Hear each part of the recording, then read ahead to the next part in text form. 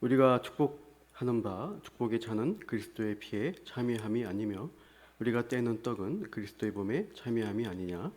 떡이 하나요 많은 우리가 한 몸이니 이는 우리가 다 한 떡에 참여함이라. 아멘. 이어서 11장 23절부터 26절 말씀입니다. 또 제가 봉독하겠습니다. 11장 23절에서 26절입니다. 내가 너희에게 전한 것은 주께 받은 것이니 곧 주 예수께서 잡히시던 밤에 떡을 가지사 축사하시고 떼어 이르시되 이것은 너희를 위하는 내 몸이니 이것을 행하여 나를 기념하라 하시고 식후에 또한 그와 같이 잔을 가지시고 이르시되 이 잔은 내 피로 세운 새 언약이니 이것을 행하여 마실 때마다 나를 기념하라 하셨으니 너희가 이 떡을 먹으며 이 잔을 마실 때마다 주의 죽으심을 그가 오실 때까지 전하는 것이니라. 아멘. 우리가 지난주 수요일에 이어서 오늘도 성찬에 관한 말씀을 살펴보겠습니다. 우리가 믿음이라는 것을 통해서 구원을 받게 됩니다. 이 참된 믿음을 불러일으키는 수단들이 있는데 대표적으로 말씀과 성례 두 가지를 꼽습니다. 설교라는 형식, 제가 이렇게 전하는 하나님 말씀이 선포되는데 이것을 이제 들리는 말씀이라고 한다면 성례는 보이는 말씀이라고 할 수 있습니다. 성경에서 제정된 성례는 세례와 성찬이라는 두 가지 의식입니다. 세례와 성찬 예식은 눈으로 보여지는 은혜의 수단, 방편이 됩니다. 죄 씻음을 보여주는 표가 세례라고 한다면 성찬은 영적인 식사로서 하나님의 은혜를 누리며 우리가 성장해 가는 것을 가리킵니다. 여기서 식사라는 개념이 성찬을 이해하는 데 중요합니다. 우리가 이제 믿는 개혁 개신교는 성찬을 식사로 이해하지만 로마 가톨릭에서는 성찬을 제사로 이해합니다. 그러니까 성당에서 미사 때마다 거행되는 성찬 예식이 그리스도의 십자가를 재현하는 행사가 됩니다. 실제로 십자가 제사를 다시 행하는 것이고 이 성찬의 떡은 예수님의 살이 되는 것이고 포도주는 예수님의 피가 된다라고 믿습니다. 그래서 화채설이라고 하죠. 그래서 성찬의 떡과 포도주를 함부로 다룰 수가 없습니다. 성찬식하고 뭐 축성한다 그러는데요. 그렇게 해서 드려진 것을 남은 것들을 그냥 쓰레기통에 버릴 수가 없는 것이죠. 성찬식하고 남은 포도주가 있다면 그것은 전부 신부님이 다 마신다고 합니다. 한 방울 남김없이 다 마셔야 됩니다. 그러다 보니까 이제 신부님이 술에 취하는 경우가 있다고 합니다. 개신교에서는 이렇게 제사 개념이 아니라 식사로 이해를 하고 있습니다. 십자가 대속의 제사는 단번에 한 번에 다 이루어졌고 성찬은 십자가 은혜를 받은 사람들이 식사 개념으로서 그리스도와 연합을 누리고 더 성숙한 신자로 자라가기를 다짐하는 예식이라고 할 수 있습니다. 특별히 성찬식에서는 먹는 행위를 강조하죠. 이것은 고린도전서 10장에서 사도 바울이 언급하는 바입니다. 앞에 10장 1절부터 4절을 한번 보십시오. 한번 펴보시기 바랍니다. 고린도전서 10장 1절에서 4절이 보시면 이렇게 나오고 있는데요. 좀 길지만 같이 한번 10장 1절에서 4절 읽어보겠습니다.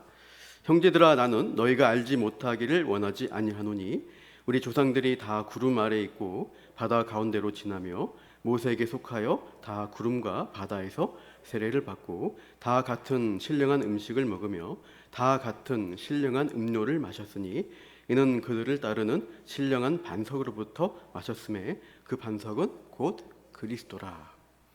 여기에 세례와 성찬 두 가지가 나타나고 있습니다. 1, 2절에서는 홍해를 통과한 그 사건을 세례받았다고 표현하고 있죠. 그리고 3절, 4절에서는 다 같은 신령한 음식을 먹고 신령한 음료를 마셨다고 표현하면서 성찬을 말하고 있습니다. 그러니까 신자의 삶이란 것은 죄의 종으로 있던 삶에서 탈출해서 출애굽해서 세례를 통해서 우리가 죄 용서를 받게 되고 성찬을 통해서 신령한 음식과 음료로 양육을 받으면서 살아가는 것을 말하고 있습니다. 이 출애굽 백성이 광야에서 만나와 반석의 물을 먹고 마셨다고 하는데 그 본질이 그 먹고 마신 게 뭐냐 보니까 4절 끝에 바로 그리스도라고 말하고 있습니다. 그러니까 음식을 먹는 행위는 곧 그리스도를 먹고 마신 것으로 말씀하고 있습니다. 오늘 읽었던 16절을 보시면 그래서 이렇게 말씀하시잖아요. 우리가 축복하는 바 축복의 잔은 그리스도의 피에 참여함이 아니며 우리가 떼는 떡은 그리스도의 몸에 참여함이 아니냐. 그래서 참여한다라는 동사, 이게 헬라어로 코이노니아입니다. 코이노니아는 이제 교제를 의미하죠. 그러니까 우리가 성찬의 떡과 포도주를 먹는 행위를 가지고 그리스도와 교제하는 것입니다. 출애굽 후에 이스라엘 백성에게 하나님이 가장 먼저 가르쳐 주신 일이 뭐였냐면 먹는 훈련이었습니다. 만나를 어떻게 먹어야 되느냐를 가르치시죠. 매일 일용할 양식을 내려주시는데 아침마다 자기 식구수에 맞게 먹을 만큼 거두라고 하셨습니다. 그러나 어떤 사람들은 지나치게 많이 거두어서 어떻게 됩니까? 그게 다음날 남으니까 벌레가 생기고 냄새가 나게 되었습니다. 내일 만나가 내리지 않으면 어떡하지 하는 불신감으로 욕심을 부리고 많이 거둔 것이죠. 선하신 하나님이 책임지신다, 날마다 주신다, 이렇게 각자에게 주어진 하루하루의 삶을 살면 된다는 메시지인데 이것을 이제 믿지 못한 것이었죠. 그리고 안식일 때는 어떻게 합니까? 만나가 내리지 않습니다. 그래서 전날인 금요일에 2배를 거두어서 안식일을 준비토록 하셨습니다. 안식일에 온전히 쉬면서 하나님과의 교제, 예배 삶을 누리도록 했는데 또 말씀을 순종하지 않고 나가서 양식을 거두러 나가는 그런 일도 있었습니다. 이렇게 하나님은 먹는 훈련을 통해서 믿음의 삶을 살도록 백성에게 요구하셨습니다. 마찬가지입니다. 이 성찬이라는 거룩한 음식을 먹는 행위를 통해서 우리가 육신으로만 먹는 존재가 아니라 영적으로 그리스도와 교제하며 살아가는 존재임을 가르쳐 주시는 것이죠. 마태복음 20장 28절에 인자가 온 것은 섬김을 받으려 함이 아니라 도리어 섬기려 하고 자기 목숨을 많은 사람의 대속물로 주려 함이라 하고 말씀하고 있습니다. 그래서 예수님이 자기 목숨을 주셔서 우리가 그분의 생명을 우리가 먹고 마시고 누리는 것입니다. 하나님 우리를 지으셨을 때 우리에게 하나님 형상대로 만드셨죠. 생기를 불어넣어서 우리가 성경 보시면 생명이 되었다.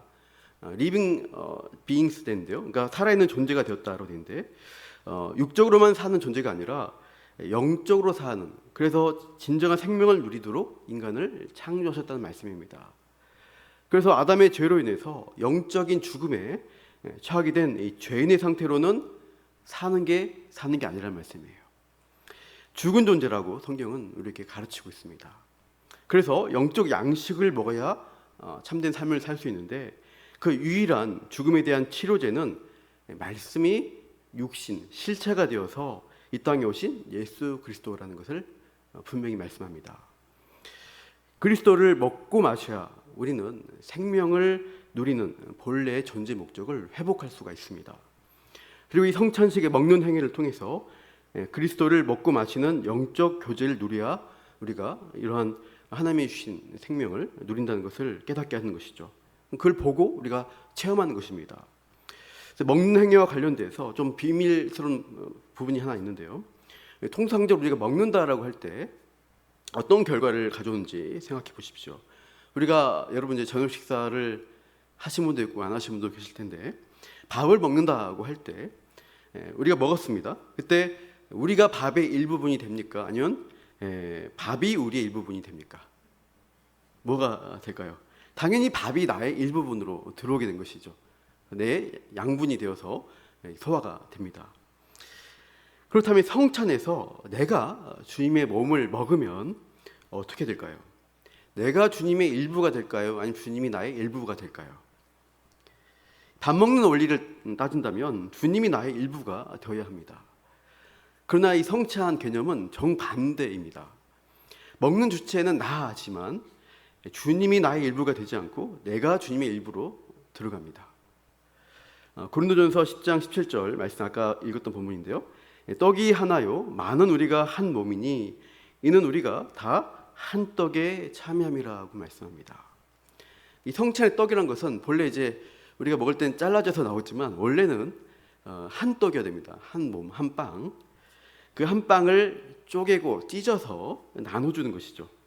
그래서 그 찢어진 조각들을 다시 합친다고 한다면, 뭉친다고 하면은 원래 한 몸, 한 빵을 이루게 되어 있는 것이죠. 그러니까 한 조각 떡을 우리가 먹을 때, 그렇게 우리가 성찬에 참여할 때 오히려 내가 그 한 조각 떡에 의해서 그리스도의 한 몸됨에 참여하는 결과를 낳는다는 것이 성찬의 원리입니다. 포도나무 비유도 같은 원리죠. 요한복음 15장 4절 말씀 읽어볼까요? 시작. 내 안에 거하라 나도 너희 안에 거하리라. 가지가 포도나무에 붙어있지 아니하면 스스로 열매를 맺을 수 없음 같이 너희도 내 안에 있지 아니하면 그러하리라. 가지된 우리가 포도나무 본체에 붙어있을 때 내가 나무에 붙었다 이렇게 생각할 수도 있지만 본질적으로 뭐예요? 가지인 우리가 포도나무인 본체에 속한 자가 된 것이죠. 내가 아니라 우리 본체가 더 중요해집니다. 우리의 정체성이 죄인인 나, 부족한 나 홀로 존재하는 그런 존재가 아니라는 의미예요. 우리의 정체성이 그리스도의 것이다. 그리스도께 속한 자가 되었다. 그에 속하여서 거기서 자라난다는 것에 방점이 찍힙니다. 그래서 가지에 불과한 나에게서 나오는 것으로 열매를 맺는 게 아니죠. 본체인 그리스도에게서 나오는 또 양분을 공급받아서 이 가지가 열매를 맺게 되는 원리입니다. 이런 성경적 원리를 이해하시면서 앞으로 우리가 성찬에 참여하실 때 내가 그리스도와 연합되었고 그분으로부터 은혜를 받아서 열매 맺는 삶으로 나가야겠다. 이러한 마음으로, 그러한 사모함으로 성찬에 참여하시기를 바랍니다. 이어서 두 번째 읽은 본문의 의미를 살펴보겠습니다. 이 본문에서 예수님이 성찬식을 제정하시는데 이 떡을 가지고 너희를 위하는 내 몸이다 하셨고 포도주를 가리켜서 내 피로 세운 새 언약이라고 말씀하셨습니다. 여기서 보면 이제 피의 언약 개념이 담겨 있습니다. 이게 무슨 뜻인가? 오늘 이제 설교 제목과 관련됐죠. 구약에서 언약이라고 말할 때요, 사용된 히브리어 단어는 베리트라는 단어입니다. 이 베리트가 쪼개다는 뜻을 가진 카라트라는 동사로부터 유래했는데요. 고기를 쪼개다 이런 뜻인데 고대 근동 지방에서 이제 왕과 또 제후가 있습니다. 쌍방 계약을 맺게 될 때 짐승을 쪼개놓고 그 사이를 같이 지나다녔습니다. 그래서 우리가 서로 어떤 계약, 언약을 맺는데 너는 나를 왕으로 섬기고 난 너의 신하인 너를 보호하겠다. 이런 계약 관계를 맺는데 쪼개진 짐승 사이를 지나가는 것은 만약 이 언약을 깨게 되면 나에게 충성하지 않고 언약을 지키지 않으면 이 짐승처럼 쪼개져서 죽는다라는 경고입니다. 이런 방식으로 언약을 맺었습니다. 그래서 이 베리트라는 이 언약식이라는 것은 생명을 걸고 맺게 되는 아주 엄숙한 의식입니다. 창세기 15장에 보시면 하나님이 아브라함과 언약을 맺는 장면이 나옵니다. 우리 한번 찾아보시죠. 창세기 15장입니다. 한번 펴보십시오. 제가 PPT를 보여주지 않고 그냥 찾아보면 좋겠다 생각 들어서 성경 창세기 15장 9절에 보면 그 언약 장면이 나옵니다. 창세기 15장 9절 10절인데요. 한번 읽어볼까요? 창세기 15장 9절과 10절입니다. 시작. 여호와께서 그에게 이르시되 나를 위하여 3년 된 암소와 3년 된 암염소와 3년 된 순양과 산 비둘기와 집 비둘기 새끼를 가져올지니라. 아브라함이 그 모든 것을 가져다가 그 중간을 쪼개고 그 쪼갠 것을 마주 대하여 놓고 그 새는 쪼개지 아니하였으며 라고 합니다. 여기 보시면 아브라함이 하나님 말씀을 따라서 짐승을 다 쪼개 놓죠. 다 피 흘려 죽인 거예요. 쪼개 놓은 사이로 이제 언약 체결을 맺기 위한 어떤 준비를 한 것입니다. 앞에 창세기 15장 2절을 보시면 아브라함이 무엇을 원하느냐 했을 때 자기 상속자는 종인 다메섹 사람 엘리에셀 외에 없다라고 말합니다. 그러나 하나님 어떻게 말씀하세요? 네 몸에서 태어날 후손이 상속자가 될 것이라고, 또 너의 후손들은 하늘의 별처럼 많아질 것이라고 약속하십니다. 그리고 이 땅을 너에게 소유로 주겠다라고 말씀하세요. 그러니까 이 약속하신 것에 대한 확증을 위해서 하나님이 언약 체결을 하겠다 이렇게 요구하셔서 짐승을 쪼갠 것입니다. 15장 18절을 보시면 이렇게 나오고 있죠. 그래서 그 의식을 하고 나서 하나님이 성경은 이렇게 말씀하고 있습니다. 15장 18절에 그날에 여호와께서 아브람과 더불어 언약을 세워 이르시되 내가 이 땅을 애굽 강에서부터 그 큰 강 유브라데까지 내 자손에게 주노니라고 합니다. 이렇게 언약을 맺었다라고 결론이 나오고 있습니다. 그러니까 이 언약을 맺을 때 요구되는 것이 지켜도 되고 안 지켜도 되고가 아니라 만약 어긴다면은 쪼개져서 생명을 잃게 될 것이다. 아주 엄중한 약속을 한 것입니다. 그러니까 성경에서 언약이란 것은 본질적으로 생명을 담보로 하는 피의 개념을 가지고 있습니다. 아브라함과 맺은 언약은 나중에 출애굽기에서 아브라함 자손들과의 언약으로 다시 확인됩니다. 이른바 신의 산 언약이라고 하는데 이것도 찾아보겠습니다. 출애굽기 24장 펴보십시오. 출애굽기 24장입니다. 출애굽기 24장 한번 가보시면 언약이어서 제가 언약 신학의 좀 흐름들을 조금 설명드리겠습니다. 24장 1절에 보십시오. 거기 보면은 백성을 대표하는 70인 장로들을 신의 산으로 부르고 있죠. 1절 또 모세에게 이르시되 너는 아론과 나답과 아비후와 이스라엘 장로 70명과 함께 여호와께로 올라와 멀리서 경배하고 라고 합니다. 이 70이라는 숫자는 성경에서 종종 완전수 개념으로 쓰입니다. 노아의 홍수 후에 인류가 전 세계로 흩어질 때 그때 번성하게 될 때 그 명단이 나오는데 그 민족의 명단이 70개의 명단입니다. 1절에서도 이스라엘 민족 전체를 대표하는 장로들이 70명으로 언약 체결 대표로 그들을 언약 체결식에 부르시고 있습니다. 한편 이제 장차 제사장의 역할을 수행할 아론과 그 두 아들도 함께 부르시는데요. 모세가 이제 이 언약식의 중개자 역할을 하고 있습니다. 그래서 2절을 보시면 모세가 왔다 갔다 하는데요. 2절에 너 모세만 여호와께 가까이 나오고 그들은 가까이 나오지 말며 백성은 너와 함께 올라오지 말지니라. 이렇게 하면서 이제 왔다 갔다 한 모세의 모습을 보게 되죠. 하나님 모세만 가까이 부르시면서 백성들은 접근을 막으십니다. 19장에서 말씀하신 거 보면 죽을 수 있기 때문이죠. 하나님이 허락한 거룩 영역으로 하나님의 허락된 사람만 갈 수가 있습니다. 하나님의 뜻을 전해 듣고 모세가 다시 백성에게 가는 게 3절에 나오죠. 모세가 와서 백성에게 와서 여호와의 모든 말씀과 그의 모든 율례를 백성에게 전하매. 그래서 하나님의 말씀을 그들이 듣고 준행하겠다라고 답을 하고 있습니다. 그래서 우리가 준행하리다라고 응답을 했습니다. 근데 거룩과 순종을 요구하시는 하나님의 뜻이 전달이 되고 하나님 백성은 순종하겠다는 반응을 하는 것이죠. 이렇게 될 때 언약 체결이 가능해집니다. 이것은 결혼식과 마찬가지인데요. 남편과 아내에게 앞에 단에 섰을 때 주례하시는 분이 결혼 서약을 요구합니다. 그래서 남편에게 아내를 사랑할 것이냐, 또 아내에게는 남편을 죽기까지 사랑할 것이냐, 옛날에 많이 그랬죠. 검머리가 팥불이 될 때까지 이렇게 얘기했는데요.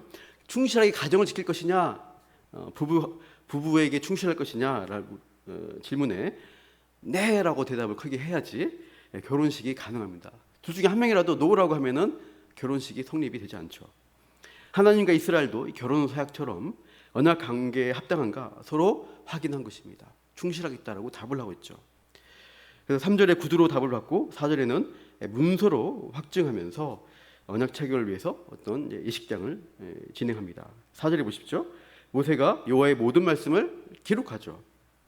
이른 아침에 일어나서 산 아래 제단을 쌓고 이스라엘 12지파대로 12기둥을 세웁니다. 결혼 의식을 할 수 있도록 준비를 했습니다.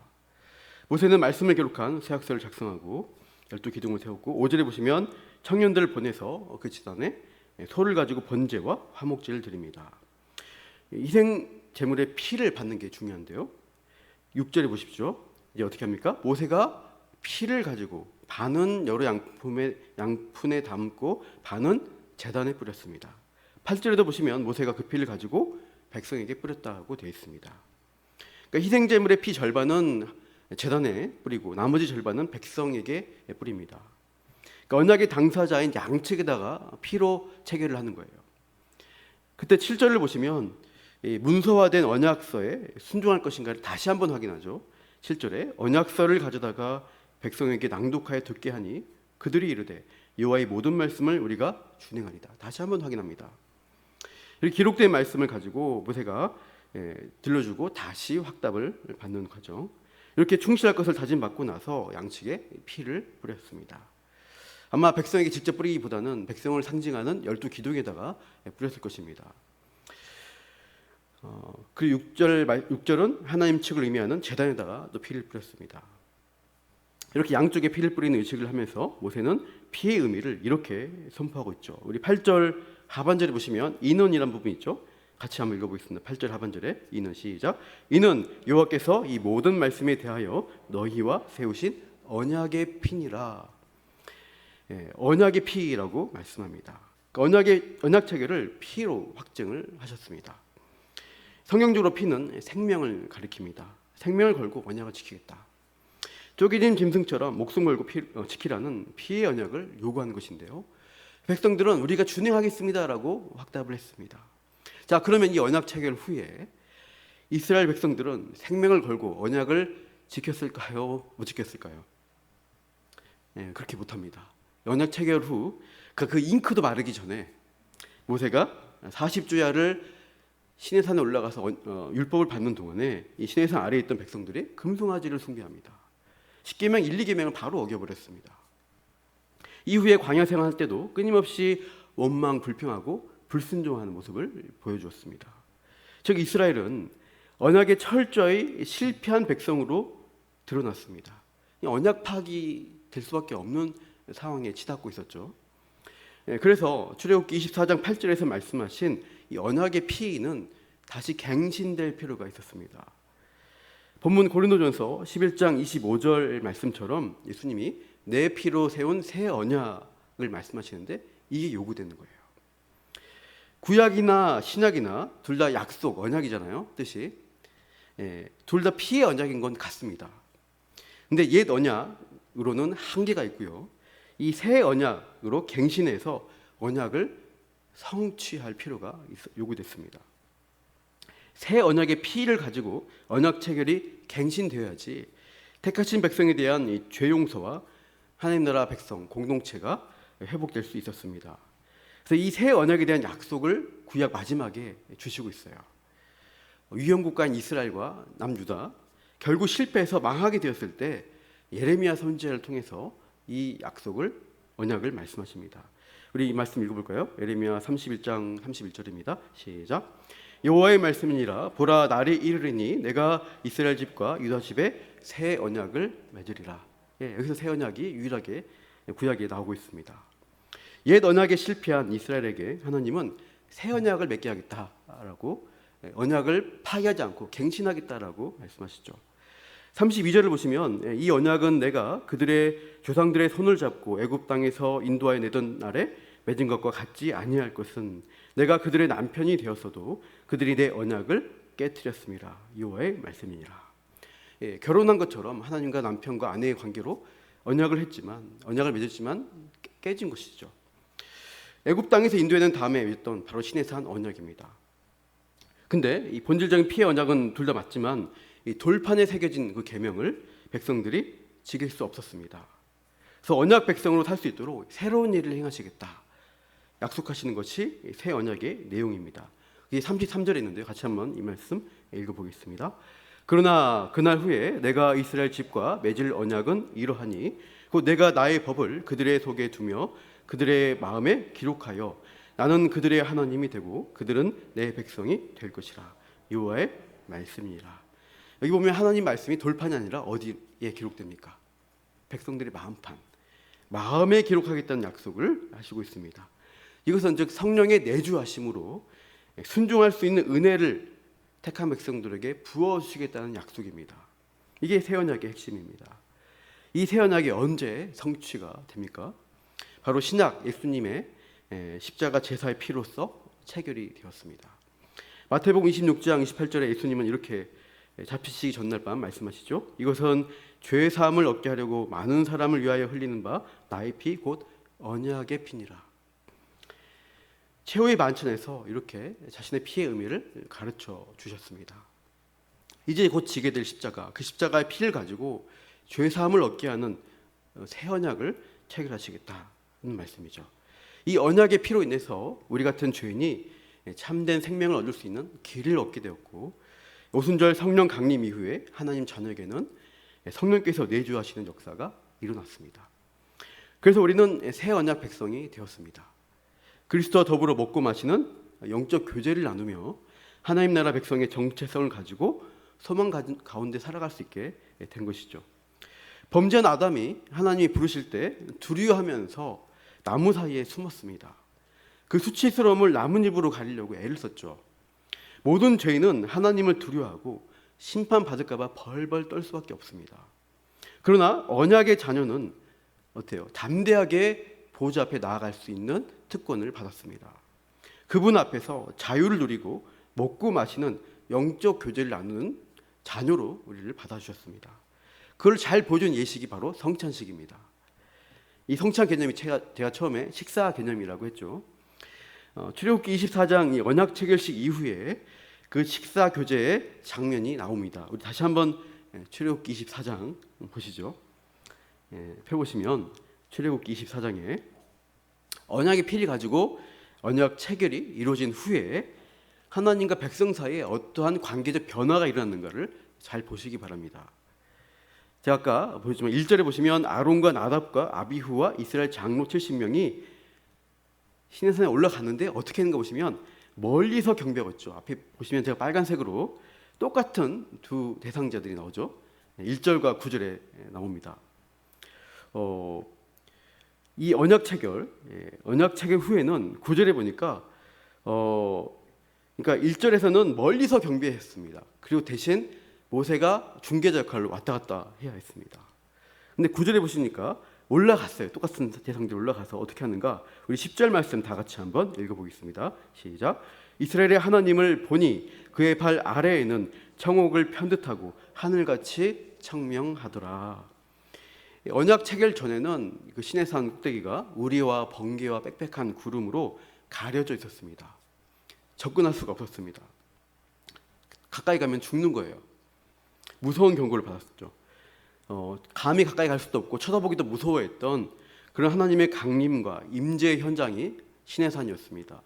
그러나 피의 언약을 체결하고 난 후에는 이 백성의 대표가 처음에 멀리 있었지만은 체결식 후에는 온전히 하나님 앞에 가까이 나아가서 하나님을 배우는 것입니다.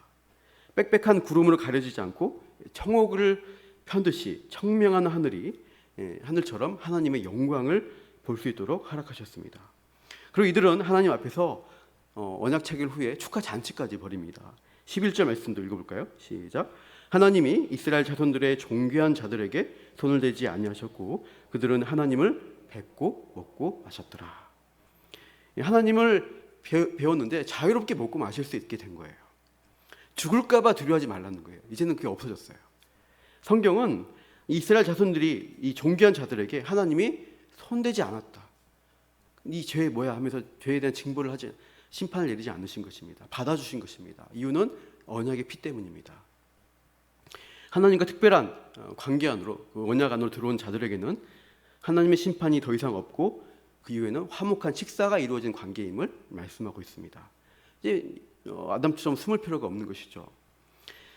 시내산 언약 체결식 이후의 모습은 그리스도의 피로 세운 이 새 언약의 은혜로 죄 용서를 받고 하나님과의 관계가 회복된 성도의 특권을 예표하고 있습니다. 하나님과의 화목한 관계 안에 들어온 성도는 벌 주시고 심판하시는 하나님을 그게 다가오신 하나님으로 두려워할 필요가 없어진 거예요. 믿는 성도에게 심판은 그리스도의 피 때문에 면제가 되었습니다. 그 대신 하나님을 대면하며 직접 교제하는 특권을 가진 자가 되었죠. 그러니까 스스로 신자라고 생각하면서도 하나님이 나의 이 특권을 박탈하고 다시 심판해서 지옥으로 보내실 수 있다고 걱정하시는 분이 계시다면 이것은 성경의 약속과 새 언약에 대해서 무지하거나 심각한 오해를 하고 계신 겁니다. 예전 교회에서 어떤 분이 급하게 신방을 요청하셨습니다. 무슨 일인가 들어보니까 집에 이제 안방에 누워 있는데 그 머리맡 위에 벽지기가 갑자기 이유 없이 턱 떨어진 거예요. 떨어져서 머리를 이제 찌신 것입니다. 그래서 그분이 놀래가지고 이제 신방 요청하시면서 하나님이 나를 벌 주시고 심판하시는 거 아니냐고 막 걱정하시는 거예요. 떨면서. 우리가 일상을 살아가다가 그런 사소한 일들을 당할 수 있습니다. 다치거나 손해를 보거나 실패한 일이 있죠. 그때마다 하나님 나를 벌 주시고 심판하시는구나, 나를 버리시는 게 아닐까, 이렇게 걱정하는 경우가 가끔 있겠죠. 물론 죄에서 떠나라고 깨우치시는 교훈적인 역사일 수 있지만 하나님에 대한 불신과 두려움으로 반응하는 것은 바른 믿음이 아닙니다. 어떻게 보면 하나님과의 바른 관계에 들어오지 않아서, 즉 명목상의 신자로 있기 때문에 이 죄의 문제가 해결되지 못해서 하나님을 두려워하는 것일 수도 있습니다. 그러나 이 피의 새 언약에 동참한 참된 믿음을 가진 신자라면 이 하나님과의 화목한 관계, 자녀로서의 특권을 누리기 때문에 그런 일이 있을지라도 하나님의 선하심을 믿는 거예요. 자유롭게 하나님 앞에 나아가서 하나님을 기대하고 붙들고 늘 회개하지만 늘 하나님의 은혜 안에 머물 수 있는 것입니다. 순간마다 짓는 죄를 회개하면서 성화의 싸움을 해나가야 하죠. 그러나 심판받고 지옥 간다는 두려움을 가지는 것은 합당치 않습니다. 높아지면서 말씀드리지만 예수 믿으니까 구원받았으니까 하면서 거리낌 없이 죄된 일들, 악한 일들을 버리면서 그래서 회개하면 다 돼 이러면서 그렇게 하는 것도 맞지 않습니다. 죄에 대한 거리낌이 없는 것, 악한 마음으로 반복적으로 죄를 짓는 사람은 그 양심이 화인 맞은 거짓 신자일 확률이 높습니다. 그 열매로 판단하고 하셨죠. 애초에 구원받은 신자로 겁나지 않았기 때문에 그런 식으로 자기 합리화를 하는구나라고 우리가 볼 확률이 높아지는 것이죠. 그런 사람이라면 심판하실 하나님을 두려워해야 마땅합니다. 몸과 영혼을 능히 멸하실 하나님을 두려워하면서 속히 회개해서 이 죄 용서의 기회를 주시는 십자가 앞으로 나아가셔야 할 것입니다.